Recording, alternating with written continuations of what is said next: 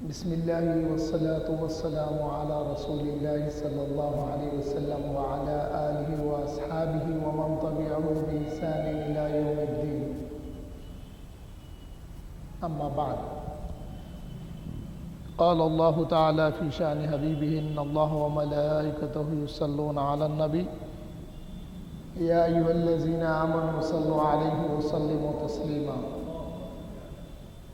اللهم صل على سيدنا ونبينا ومولانا محمد وعلى آله وأصحابه وبارك وسلم۔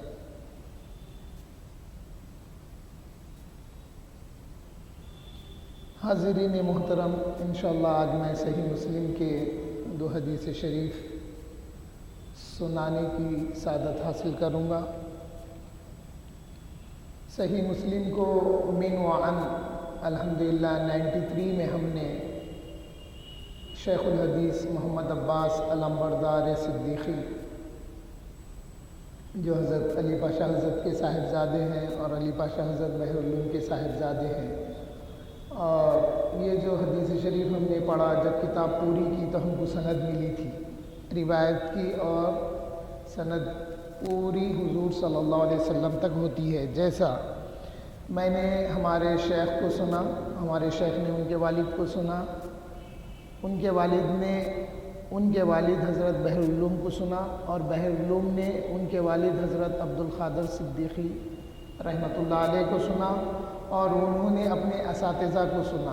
ہوتے ہوتے یہ حدیث حضرت شاہ ولی اللہ محدث دہلوی تک گئی، پھر وہاں سے عرب کی طرف گئی، پھر عرب سے امام مسلم تک، پھر امام مسلم سے حضور تک۔ یہ سند متصل ہے اور سند کی اپنی اہمیت ہے، اس لیے امام نووی فرماتے ہیں الاسناد من الدین، سند ایمان کا ایک حصہ ہے، فرمائے امام مسلم نے۔ اور حضرت عبداللہ ابن مبارک فرماتے ہیں کہ اہل سنت والجماعت کے پاس ہر چیز سند کے ساتھ ہے، فرماتے ہیں۔ اور حدیث شریف کے 2 حصے ہوتے ہیں، ایک حصہ اس کی سند ہوتی ہے، دوسرا حصہ متن حدیث ہوتا ہے۔ اور حدیث کو سمجھنے کے لیے سند کی بہت اہمیت ہوتی ہے۔ سند یعنی راویان حدیث۔ اگر کوئی راوی ثقہ ہے تو اس سے سنی ہوئی حدیث کو بھی ثقہ سمجھا جاتا ہے۔ حدیث اپنی جگہ صحیح ہے، حدیث شریف ہے، لیکن اس کا بیان کرنے والا اگر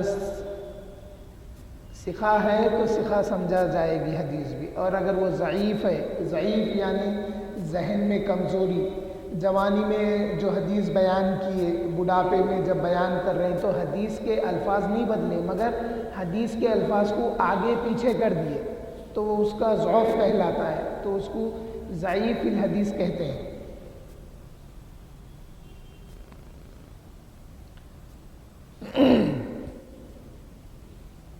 حضرت عمران بن حسین رضی اللہ عنہ سے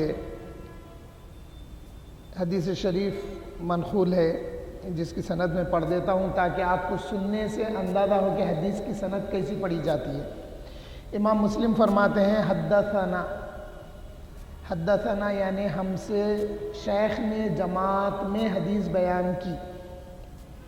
حدثنا یحییٰ بن خلف الباہلی قال حدثنا المعتمر عن ہشام بن حسان عن محمد یعنی ابن سیرین، یہ تابعی ہے، محمد ابن سیرین تابعی ہے، اور آپ خوابوں کی تعبیر بیان کرتے تھے، آپ کی کتاب بھی ہے۔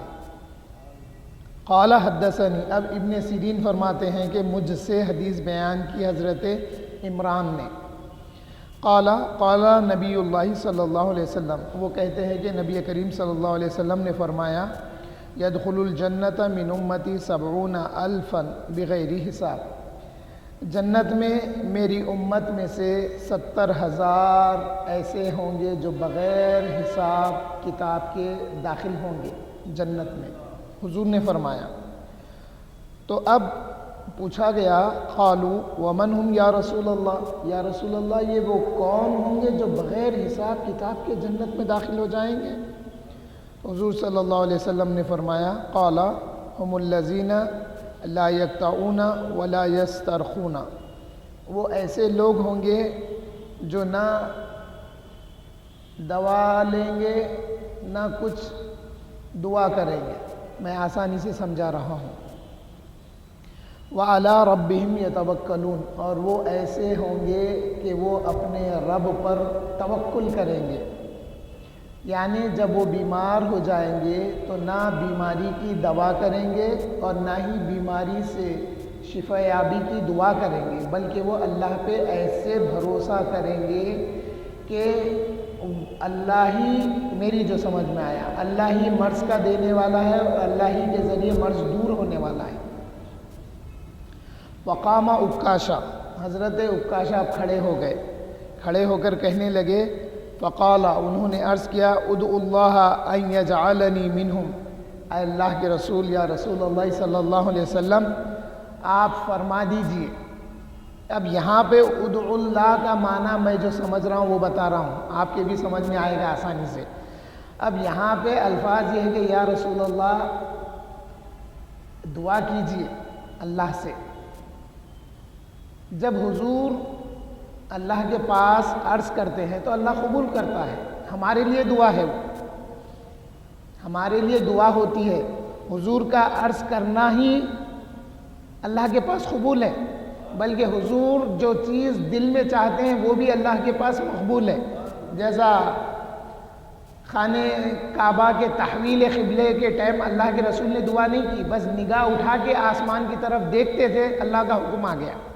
اب ادعو اللہ کا مفہوم معنی میں یہ بتاؤں گا، اے اللہ کے رسول آپ فرما دیجئے ان یجعلنی منہم، کہ اللہ مجھ کو ان 70,000 میں شمار کر دے.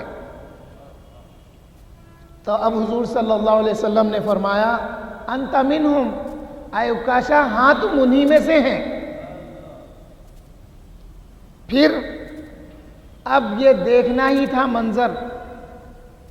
ایک شخص کھڑے ہو گئے، اب دیکھ لیے جنت مل رہی،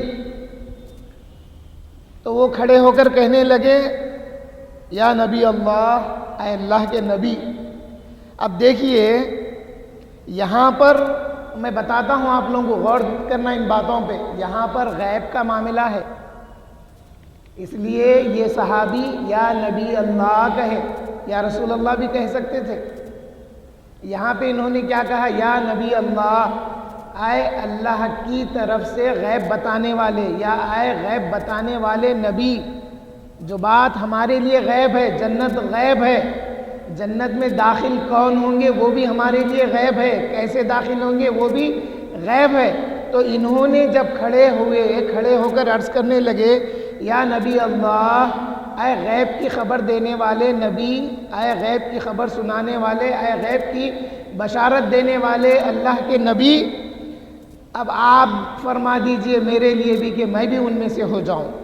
تو اللہ کے رسول نے فرمایا، سبقک بہا عکاشہ، اے شخص تمہارے سے عکاشہ نے سبقت لے گئی ہے. تو یہاں پہ یہ بات سمجھ میں آ گئی کہ حضور صلی اللہ علیہ وسلم کے دعا کرنے سے بھی جنت ہے اور حضور کے اختیار میں جنت ہے. اس لیے صحابہ عرض کرے کہ یا رسول اللہ آپ فرما دیجئے کہ میں بھی ان میں سے ہو جاؤں. اللہ کے رسول نے انہیں بشارت دے دی. اب یہ جو حدیث ہے اس کو حضرت عمران بن حسین یوں فرماتے ہیں کہ حضور اکرم صلی اللہ علیہ وسلم، یہاں پر حضرت عمران جو ہے پھر نبی اللہ کا لفظ لیے. قال نبی اللہ صلی اللہ علیہ وسلم یدخل الجنہ من امتی الفا بغیر حساب. قالوا ومن هم یا رسول اللہ؟ قال هم الذین لا یقطعون ولا یسترخون. تو یہاں پہ جو بات معلوم ہوئی ہے، اللہ پہ ایسا توکل کرتے ہیں، توکل رکھتے ہیں کہ جب بیمار ہوتے ہیں تو نہ دوا کرتے ہیں نہ بیماری سے شفا یابی کی دعا کرتے ہیں. لیکن دوسرے حدیث میں حضور صلی اللہ علیہ وسلم کا حکم ہے، امر ہے کہ تم لوگ جب بیمار ہو جاؤ تو دعا کیا کرو، اس لیے کہ ہر مرض کی دوا ہے سوائے موت کے. یہاں پر حکم ہے. اب یہ حدیث کو ہمارے ایمان کے لحاظ سے اب ہمارے لیے کیا ہے تو ہمارا کام یہ ہے کہ اللہ کے رسول کے حکم کے مطابق دوا لیں گے، پھر اللہ پہ بھروسہ کریں گے کہ اے اللہ تو ہی شفا دینے والا ہے۔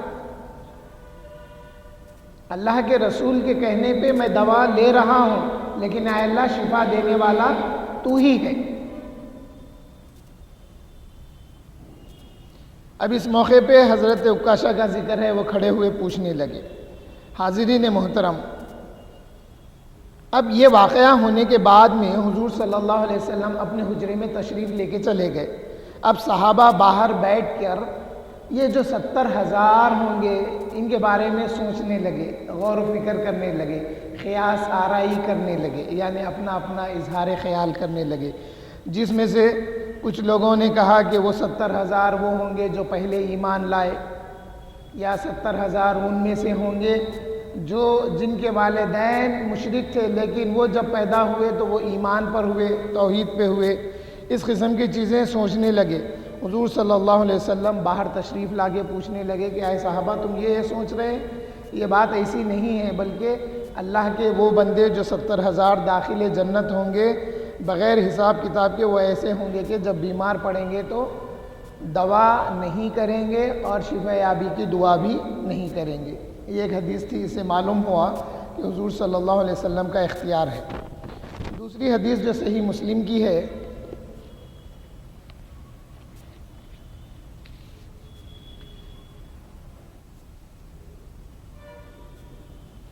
حضرت ربیعہ ابن کعب الاسلمی کا واقعہ ہے، یہ خود بیان کرتے ہیں۔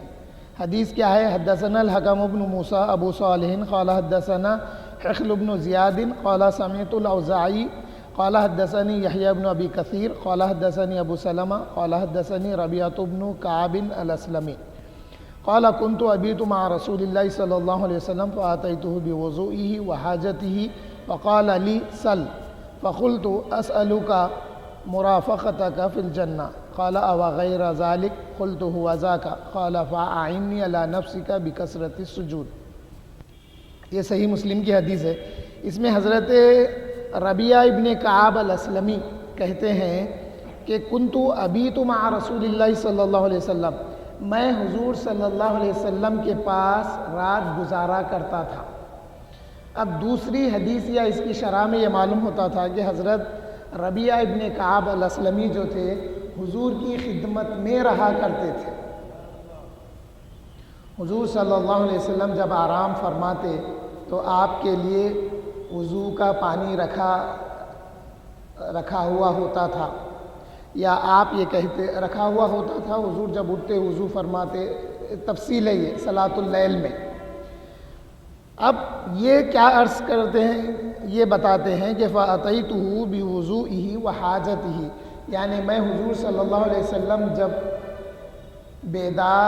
جب آپ اٹھتے نماز کا ارادہ کرتے تو میں آپ کے لیے وضو کا پانی لاتا اور آپ کے چھوٹے موٹے جو بھی کام کاج ہوتے میں کیا کرتا تھا۔ وقال علی، تو حضور صلی اللہ علیہ وسلم نے مجھ سے ایک بار سوال کیا، سل، اے ربیعہ ابن کعب کچھ مانگ لو مجھ سے، اے ربیعہ ابن کعب کچھ مانگ لو مجھ سے۔ تو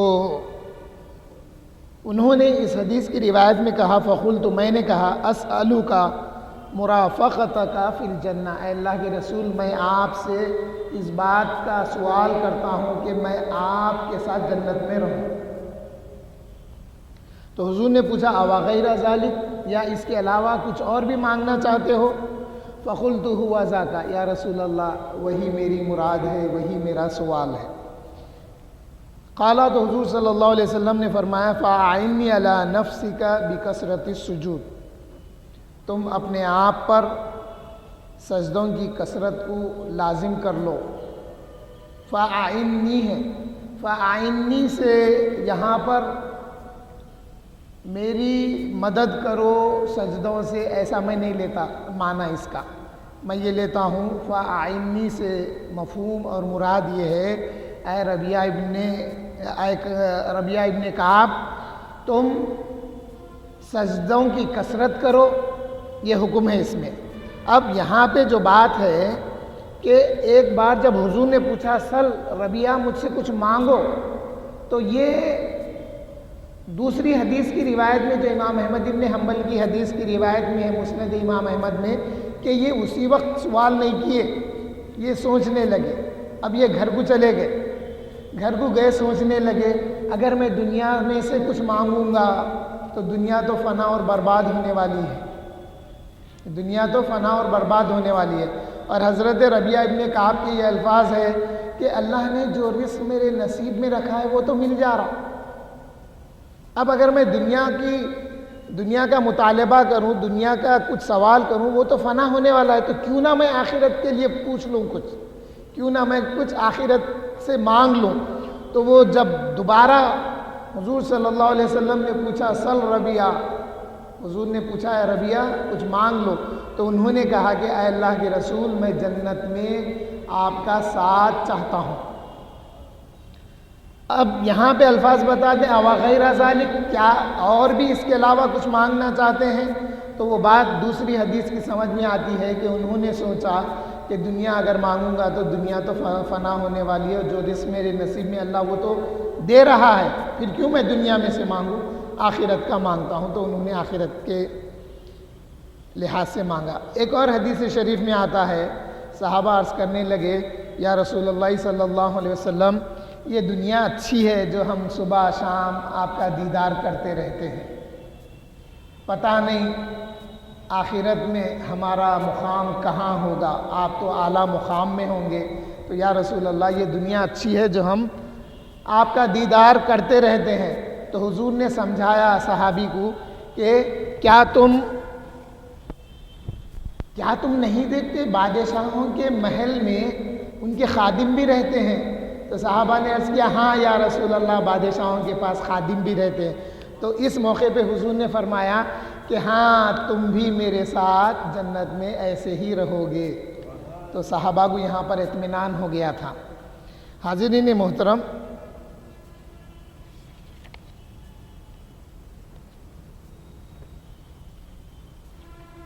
اس حدیث کی شرح صحیح مسلم میں جو آئی ہے وہ تھوڑا سا میں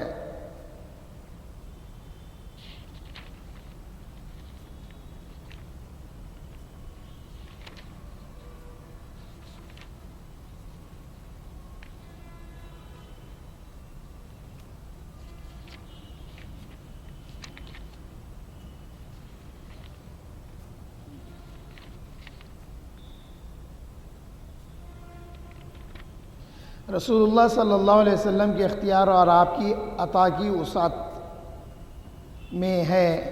رسول اللہ صلی اللہ علیہ وسلم نے فرمایا مانگ کیا مانگتا ہے، اے ربیہ ابن کعب مانگو کیا مانگتے ہیں.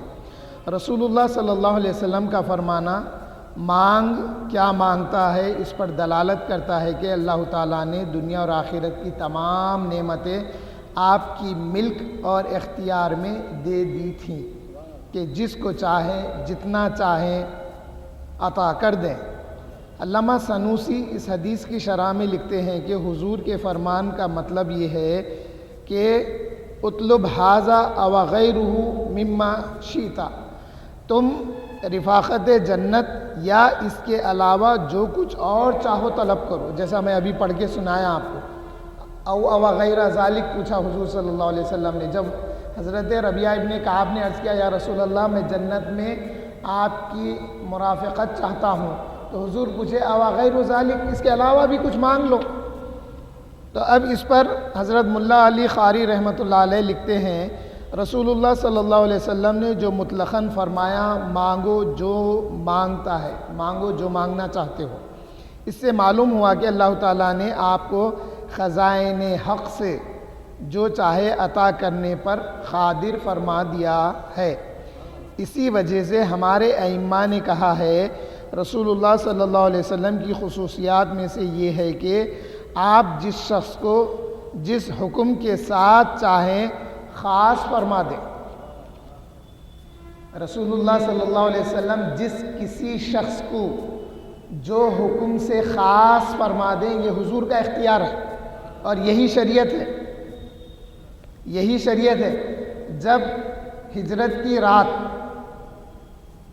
حضور صلی اللہ علیہ وسلم کے پیچھے پیچھے تعاقب کا لفظ آیا ہے وہاں پہ، میں پیچھے پیچھے کہہ رہا ہوں، پیچھے پیچھے جب وہ شخص آیا تو حضرت ابوبکر دیکھ کے کہنے لگے یا رسول اللہ العدو العدو کہنے لگے، اے اللہ کے رسول کوئی دشمن آ رہے ہیں۔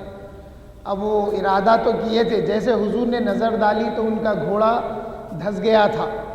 اب یہ سوچنے لگے ہاں یہ ضرور محمد صلی اللہ علیہ وسلم، ابھی ایمان نہیں لائے تھے، ہاں یہ ضرور محمد کی دعا ہے جو میرا گھوڑا پھنس گیا۔ اب عرض کرنے لگے یا محمد صلی اللہ علیہ وسلم میں اپنے ارادے سے باز آ جاتا ہوں، آپ نظر کرم کریے کہ میرا گھوڑا نکل جائے۔ گھوڑا نکل گیا۔ پھر سوچنے لگے نہیں یہ میرا وہم تھا ہوں گا۔ پھر کیونکہ کفار مکہ نے جو لالچ دی تھی 100 اونٹ بھرا مال دیں گے جو پکڑ کے لائیں گے، ایسی لالچ ایسا آفر دیا تھا، تو وہ حرص ان کے دل میں پھر آئی، پھر وہ آگے بڑھے، پھر گھوڑا دھس گیا۔ اب یقین کریے کہ یہ حضور کی مخالفت کرنے کی وجہ سے میں مبتلا ہو رہا ہوں۔ تو ایسے موقع پہ حضور نے ان سے فرمایا تھا کہ کسریٰ کے کنگن میں تمہیں پہناؤں گا، تو وہ لکھا لیے تھے۔ تو اب جو کسریٰ کے کنگن تھے وہ سونا جواہرات کے تھے، تو مرد کے لیے تو سونا پہننا نہیں ہے، لیکن حضور نے جب فرما دیا تو وہ ان کے لیے خاص تھا، اور حضور جو حکم چاہیں دے سکتے ہیں۔ تو حضور نے ان کو جب وہ ایمان لا لیے اور عاجز ہو گئے اور نادم ہو گئے، تو حضور نے ان کو بشارت دی تھی کہ جب کسریٰ فتح ہو جائے گا تو اس کے کنگن میں تمہیں پہناؤں گا۔ تو یہ کہنے لگے یا رسول اللہ لکھ کے دے دیجئے۔ تو حضرت عمر کے دور میں جب کسریٰ فتح یاب ہوا تو یہ وہ لے کر پہنچے تو حضرت عمر نے ان کو پہنایا تھا۔ تو کئی ایسی باتیں ہیں جو حضور صلی اللہ علیہ وسلم جس شخص کے ساتھ خاص کر دیتے تو وہ بات خاص ہو جاتی تھی اور وہ شریعت رہتی تھی۔ اب یہاں پہ ملا علی قاری فرماتے ہیں جیسے حضرت خزیمہ بن ثابت رضی اللہ تعالیٰ عنہ کی ایک شہادت کو آپ نے 2 شہادتوں کے برابر کر دیا تھا، بخاری میں ہے یہ۔ نیز آپ نے ام عطیہ رضی اللہ عنہا کو ایک خاص خاندان کے لیے نوحہ کی اجازت دی تھی۔ نوحہ خوانی کرنا منع کر دیا گیا تھا۔ نوحہ خوانی ہوتی کیا تھی؟ کسی کے گھر میں انتقال ہو گیا تو اس محلے کے یا ان کے خاندان کے عورتیں جمع ہو کر روتے تھے۔ اسلام آنے کے بعد حضور نے وہ نوحہ خوانی کو منع کر دیے تھے۔ اب رونے میں فرق ہے۔ اب اگر آج کوئی آواز سے رو رہا، جیسا رونے کی آواز آتی، رونے کی آواز سے رو رہا یا اس کے آنسو بہ رہے ہیں اور وہ اپنا گریبان نہیں پھاڑ رہا، اپنے گال نہیں لوچ رہا، اپنے بالا نہیں کھینچ رہا، اور ایسا اگر نہیں کر رہا، یعنی گریبان نہیں پھاڑ رہا، کلوں پہ تھپڑے نہیں مار رہا، بالا نہیں کھینچ رہا اور رو رہا، تو یہ جائز ہے۔ اس زمانے میں ہوتا کیا تھا، ایام دور جہالت میں کلے مار لیتے تھے، ایسا مار کے روتے تھے اور اپنے بالاں کھینچتے تھے رونے کے ٹائم پہ اور اپنے کپڑے پھاڑ لیتے تھے۔ اسلام نے اس چیز کو منع کر دیا۔ تو وہ جو نوحہ خوانی کرتے تھے وہ منع کر دی گئی تھی، لیکن جب حضور نے ان کو دیکھا، حضرت عطیہ کو دیکھا، تو حضور نے پوچھا کدھر جا رہی ہے؟ تو وہ کہنے لگے یا رسول اللہ فلاں خاندان میں موت ہو گئی، ہمارے پاس جب موت ہوئی تھی تو وہ ہمارے پاس آ کے نوحہ خوانی کرے تھے، تو میں وہ کرنے کی وجہ سے ان کے پاس موت ہوئی تو میں بھی نوحہ خوانی کے لیے جا رہی ہوں۔ تو حضور نے ان کو ایک کو اجازت دی تھی کہ تم جانے کے بعد جب آؤ گی تو پھر کبھی نہیں جانا، وہ سب کے لیے منع تھا، لیکن حضور نے ان کو اجازت دی تھی۔ تو وہ بات بتا رہے ہیں کہ حضور کا اختیار کا نام ہی شریعت ہے، یہ کوئی غلو والی بات نہیں ہے۔ قرآن سے پوچھو، قرآن بتاتا کئی جگہوں پہ اے یہودیو یہ وہ رسول ہیں جو حلال کو حلال بتاتے ہیں، حرام کو حرام بتاتے ہیں، اور اگر یہ حرام کو حلال بتا دے تو ہم ان کو حلال کہتے ہیں۔ حلال کو حلال بتانا کمال نہیں ہے، بعض موقعوں پر جو حرام چیز ہے اس کو حلال جب نبی بتاتے ہیں تو یہ تو بشارت تو یہودیوں کو سنائی گئی، اے یہودیو یہ آخری نبی ایسے نبی ہیں اگر یہ حرام کو حلال بھی کر دے تو یہ حلال ہوگا۔ تو یہاں پہ حضور صلی اللہ علیہ وسلم نے ان کو اجازت دی تھی۔ علامہ نووی لکھتے ہیں کہ شارع عام احکام سے جس کو چاہیں، شارع عام احکام سے جس کو چاہیں خاص کر دیں، جیسے ابو بردہ بن نیار اور ان کے علاوہ بعض صحابہ کے لیے 6 ماہ کا بکرا قربانی کے لیے جائز کر دیا تھا حضور صلی اللہ علیہ وسلم نے۔ بکرا جو قربانی کرنا ہے 1 سال ہونا ہے، گائے بیل وغیرہ 2 سال ہونا ہے، اونٹ کے الگ الگ اسٹیجز ہے، اس کا حکم الگ ہے۔ لیکن یہ جو صحابی ہیں اور ان کے ساتھ والے جو تھے، ان کے لیے حضور نے 6 مہینے کے بکرے کو بھی ذبح کرنے کا حکم دیا تھا۔ تو یہ اختیارات ہمارے علماء بتا رہے ہیں، یہ اختیارات صحاح ستہ میں اور دیگر حدیثوں میں ثابت ہیں۔ اس کو سمجھیں گے تو حضور کے مختار ہونا سمجھ میں آئے گا۔ تھوڑی سی بات رہ گئی ہے، میں پوری کر لیتا ہوں۔ اور ابن سبع نے حضور کی خصوصیات میں ذکر کیا ہے، اللہ تعالیٰ نے آپ کو جنت کی زمین کا مالک بنا دیا ہے، جنت کی زمین کا مالک بنا دیا ہے۔ میری سمجھ میں آ گیا، جنت کی زمین کا مالک، جنت کا پلاٹ حضور جس کو چاہے عطا کر سکتے ہیں۔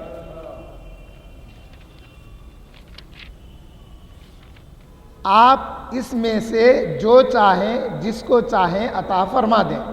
اب حضرت شیخ عبدالحق محدث دہلوی فرماتے ہیں، رسول اللہ صلی اللہ علیہ وسلم نے جو بغیر کسی قید کے فرمایا، کوئی قید نہیں رکھی۔ حضور نے پوچھا مانگو جو مانگنا ہے، حضور نے قید نہیں رکھی، قید یعنی کوئی لمٹ نہیں بتائی، دنیا میں سے مانگو، آخرت میں سے مانگو، صحت مانگو، ایسا کچھ بھی نہیں فرمایا۔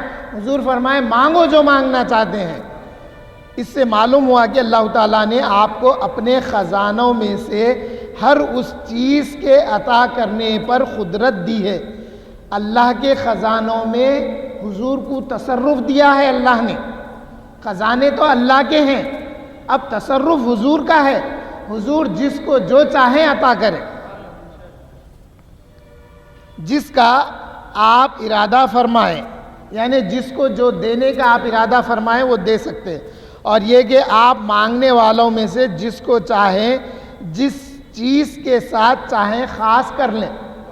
اب مانگنے والا مانگا نا، اے اللہ کے رسول بے شک آپ نے نوحہ خوانی کو حرام کر دیا ہے، منع کر دیا، روک دیا، لیکن اے اللہ کے رسول میں آپ سے اجازت چاہتی ہوں، اس لیے کہ انہوں نے ہمارے گھر موت ہوئی تو آگے نوحہ خوانی کی تھی، تو میں بھی چاہ رہی ہوں کہ ان کے گھر جا کے نوحہ خوانی کروں۔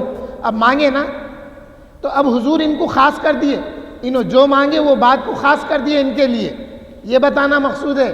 یعنی مانگنے والے کا سوال رد نہیں ہوا بارگاہ رسول اللہ میں، جو مانگا عطا کیا گیا اور خاص کر دیا گیا۔ اب ان کے بعد کوئی اور نہیں، ان کے علاوہ کوئی اور نہیں، انہوں مانگے ان کو مل گیا۔ حضرت عکاشہ مانگے، حضرت عکاشہ کو مل گیا، جو مانگے ان کو مل گیا۔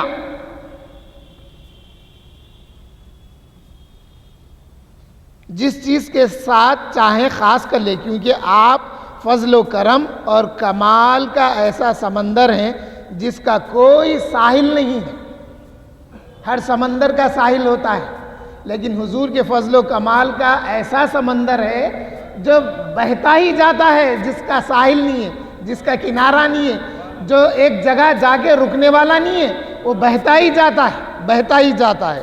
اب نیز حضرت شیخ فرماتے ہیں، رسول اللہ صلی اللہ علیہ وسلم نے جو مطلقاً فرمایا کہ مانگو اور اسے کسی خاص مطلوب کے ساتھ مقید نہیں کیا، اس سے معلوم ہوتا ہے کہ تمام امور رسول اللہ صلی اللہ علیہ وسلم کے مکرم ہاتھ میں ہیں۔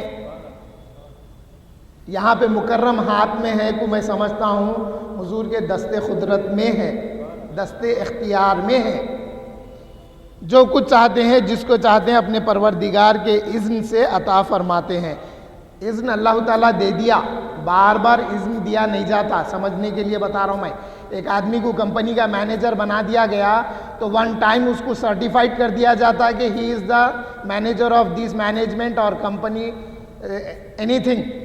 بار بار انہیں جا کے نہیں پوچھتا ہائر مینجمنٹ سے میں یہ کروں یہ کروں یہ کروں۔ ہائر مینجمنٹ بولتا ون ٹائم ہم نے مینیجر بنا دیا، اب آپ کا اختیار ہے، اس کو کیسے مینیج کرنا آپ جانیں اور جو امور ہے وہ جانیں۔ تو اسی طرح سے بلا تشبیہ و بلا مثال بات سمجھنے کے لیے عرض کر رہا تھا، حضور صلی اللہ علیہ وسلم کو اللہ تعالیٰ نے عطا کر دیا۔ ان تمام حوالوں سے ثابت ہوا کہ اساطین علماء اسلام کا اس حدیث شریف کی روشنی میں یہ مسلک ہے کہ رسول اللہ صلی اللہ علیہ وسلم کو اللہ تعالیٰ نے یہ مرتبہ عطا فرمایا ہے کہ آپ جس کو چاہیں جو چاہیں عطا فرما دے، اور چونکہ آپ کا یہ عطا فرمانا خزاں الہی کی موافقت کے ساتھ مقید ہے، اس لیے یہ سوال وارد نہیں ہوگا کہ پھر آپ نے مکے کے تمام مشرکین کو مسلمان کیوں نہ کر دیا۔ ان کے نصیب میں تھا اس نے، وہ اللہ کو منظور نہیں تھا۔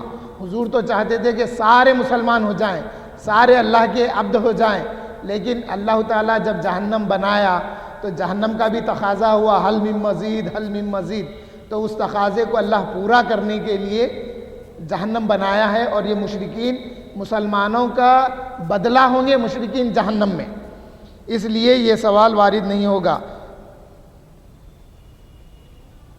اس بات سے معلوم ہوا کہ اللہ تعالیٰ نے حضور صلی اللہ علیہ وسلم کو اختیار دیا ہوا ہے، حضور جو چاہیں جیسا چاہیں کریں، اور مانگنے والوں کو جو مانگا گیا ہے وہ ملا ہے۔